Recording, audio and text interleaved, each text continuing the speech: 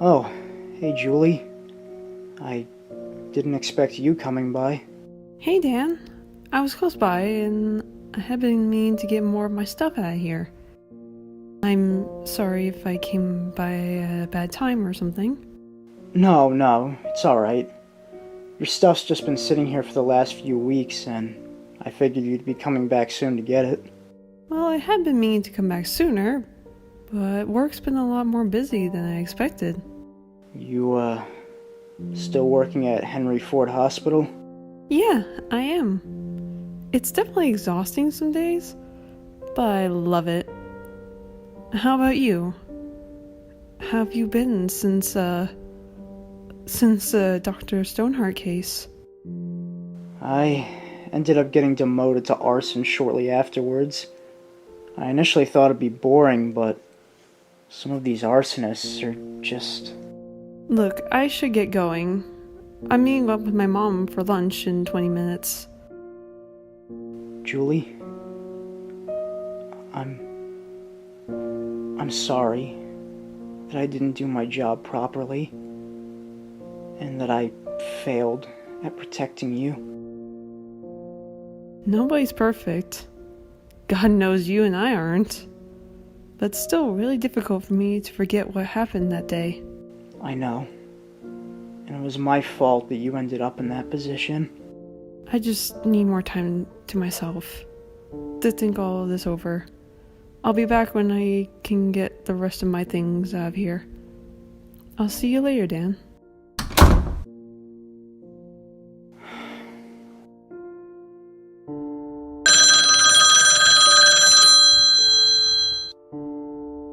Hello?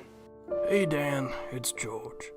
We just got reports of a large fire breaking out at an apartment complex on the west end of the city. Sounds like we better get down there then. Are you okay? You don't sound quite right.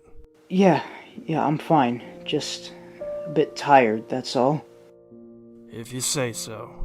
Anyways, the fire started out at Bronze Badger Apartments. You know how to get there? I know the place. I'll meet you there in a few minutes. Alright, see you in a bit.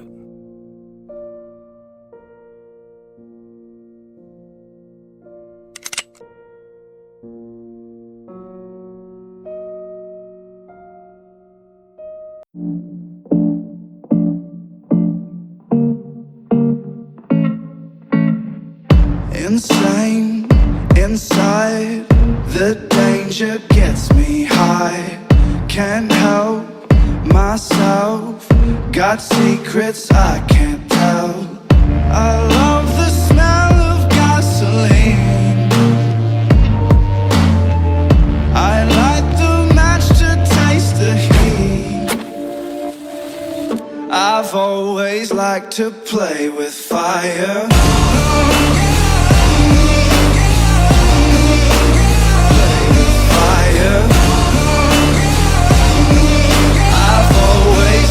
To play with fire.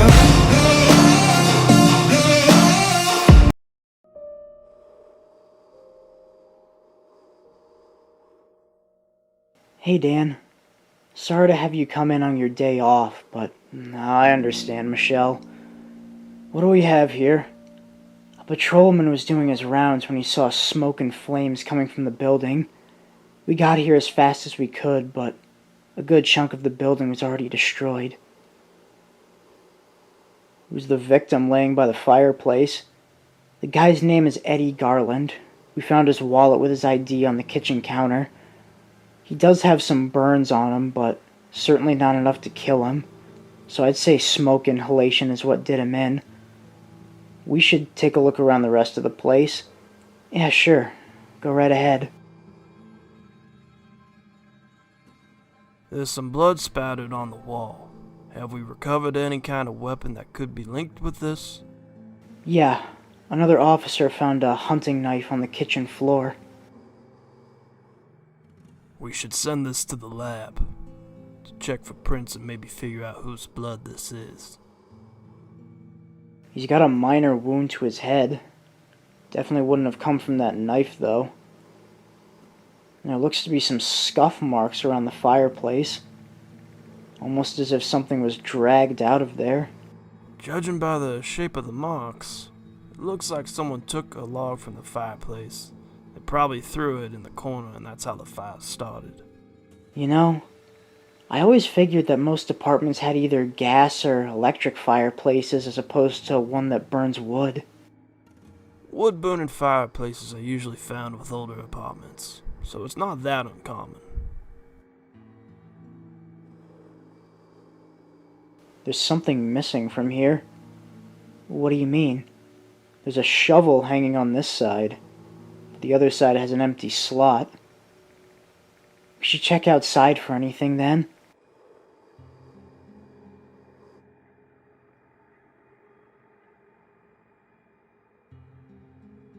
Fire poker, with blood on the tip and on the handle.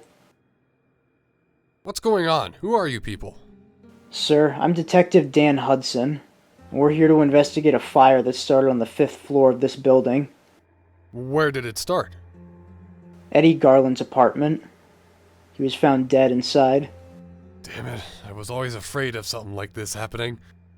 Sorry, sir, but who are you? I'm Horace Robbins. I'm the landlord for this place. Did you know Eddie well? Did you speak with him very often? I never knew Eddie very well, but I was much more familiar with his 2 roommates. Eddie had roommates? Yeah, Clay Archer and Ethel Ballard live with him. Those 2 have always been known to stir up trouble with the other people that live here. Any idea where we could find Clay or Ethel? No, sir. I wouldn't know where they'd be right now. Thank you for the help, Mr. Robbins. We'll be in touch. Well, now I have to contact my insurance company. It's gonna be a nightmare trying to sort this out. Certainly seems suspicious that these supposed troublemaking roommates aren't around. I agree. We need to work on trying to find them. I should be getting back to the fire station. Good luck, boys. Feel free to give me a call if you need anything. Will do. Thanks, Michelle.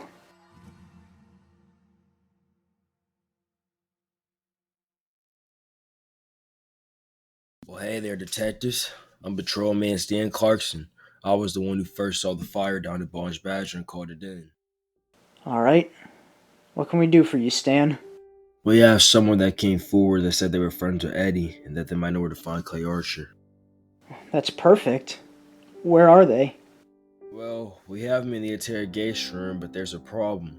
He hardly understands English and he's more familiar with Russian and shit, so good luck. Great, as if this investigation wasn't already difficult. Hold on.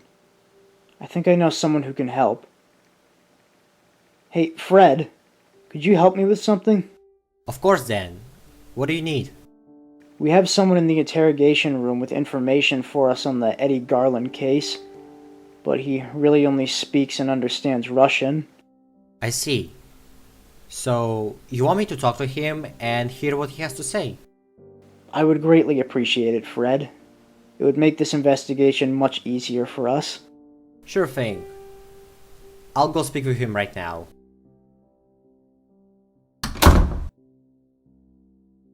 Здравствуй, мой друг. Я вижу то, что ты хочешь помочь. И я здесь для того, чтобы тебя выслушать. Все хорошо, если ты заговоришь со мной. Тебя ни в чем не обвиняют. Пожалуйста, просто поговори со мной. Сегодня был убит мужчина, и множество других людей потеряли свой дом. Мы должны найти человека, который ответственен за это. Если есть что-нибудь, что ты можешь мне рассказать, и это что-то поможет нам, тебе нужно мне об этом рассказать.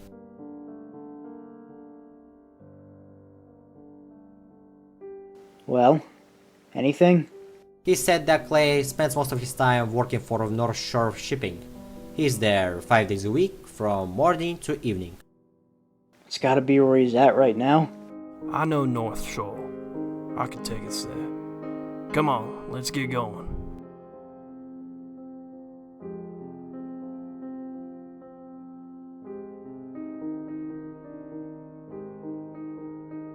Are you Clay Archer? Yes, I am. Who are you guys? We're Detectives Hudson and Dunn. We wanted to talk to you about your roommate, Eddie Garland. Oh, God damn it. Get after him, Dan. I'll take the car and try to cut him off.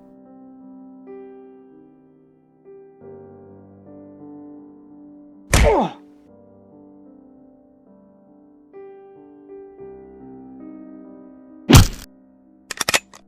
Don't try running again, asshole. Otherwise, you can say goodbye to your kneecaps.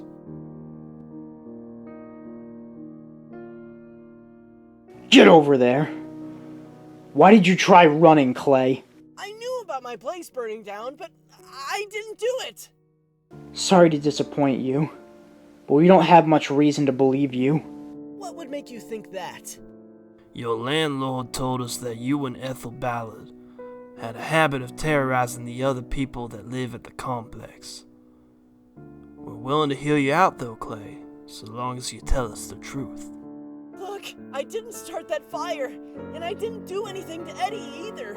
I swear it! Okay. Do you have any idea who did? It was Ethel who did it. She attacked Eddie and then grabbed a log from the fireplace to set fire to the apartment. As for why she did it, I couldn't tell you. I know the two of them didn't always get along with each other, but I never would have imagined her to do something so drastic. And you're saying that you're completely innocent in this? No, I'm not. I should have stopped her or called someone. But instead, I walked out alongside her, and I left Eddie to die. Do you know where we might be able to find Ethel? She works at the Save Lots on Acorn Avenue. That's where she should be. Alright. I think that's enough for now, Clay. Clay's definitely hiding something. There had to have been more going on between him, Eddie, and Ethel. Only way to find out now is to get her side of things. Then maybe we can find out exactly what happened.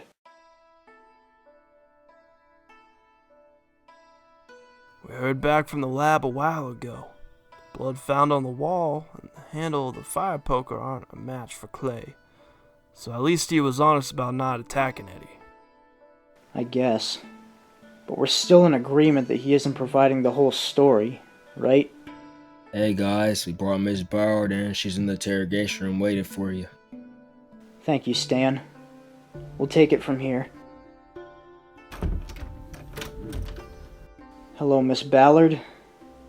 We want to start off by talking about your relationship with Eddie Garland. Eddie and I had been dating for nearly 3 years, but as time went on, he became very controlling with me. Did Eddie ever abuse or assault you? No, but I just grew to hate him after a while. I couldn't stand how controlling he became. What about Clay Archer? How did he come into the picture? Eddie and Clay knew each other since high school, and Eddie invited him to live with us. Then, Clay and we became romantically involved, and Eddie knew about it. What's with the gloves? I work in the deli department at Save Lots. It's important for us to have a clean work environment. Mind taking them off for us?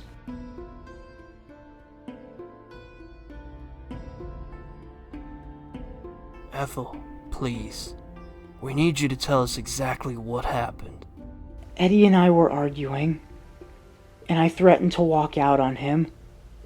So then he got out a hunting knife and started swinging it around. And that's how I got my hand cut and sprayed blood on the wall. Then I grabbed the fire poker and hit him in the head with it. Grabbed a log from the fireplace to kill him and burn down the apartment. It was my attempt at making his death look like an accident. If things had really gotten this bad between you guys, you could have just called a family member, a friend, or even us. It didn't have to come to this, Ethel. I realize that now. I was just full of so much bitter hatred towards him and that apartment. I just wasn't thinking straight. I just wanted to destroy it all.